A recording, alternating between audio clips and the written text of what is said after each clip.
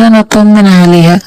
فلما اتصلت لقيتها هي اللي ردت عليا وبتسأل عليا، ولقيتها بتعيط كده في التليفون. قلت لها مالك يا معصوم في ايه؟ قالت لي ده انا امي تعبانه يعني ومش عارفه اوديها المستشفى، انا مش معايا اي فلوس وانا في محنه ومعيش ولا جنيه. قلت لها خلاص خلاص ولا يهمك، انا دلوقتي هلبس واجيلك واركب اي حاجه واجيلك بسرعه، اديني بس انتي العنوان.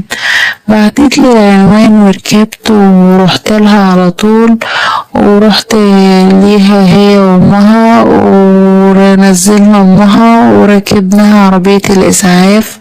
وهي كانت مستغربة وبتبصلي والدموع كانت في عينيها، والناس كمان ساعدتنا وديناها المستشفى كمان. كانت هي مبسوطة بيا قوي وفرحانة وفي نفس الوقت خجلانة يعني لما كنت بدفع الفلوس في المستشفى. فبصت لي كده بكسوف وهي محرجة وقالت لي بصراحة انا مش عارفة اودي جمالك دي كلها فين. قلت لها ولا جمال ولا حاجة، ده احنا اهل وجيران. قالت لي انا مش عارفة فعلا اردها لك ازاي، انت بني ادم محترم، وعلى فكرة انا لولا ان انا قاعدة لوحدي وكده كنت عزمتك انك تيجي تقعد معايا يعني، وعزمتك على العشاء.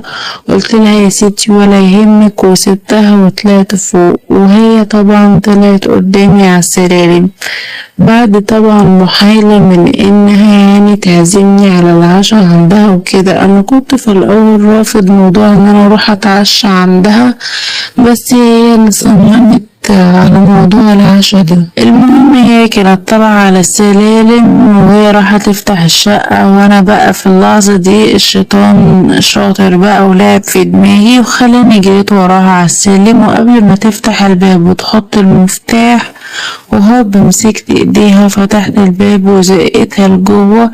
هي اتصدمت وقعدت تصوت بصوت واطي عشان الفضيح وعلشان محدش يسمع، بس انا على مين، انا ما سبتهاش، مسكتها وحصل من بينا كل حاجة يعني، وشفت كل حاجة وحصل بقى اللي انتوا اكيد فاهمينه.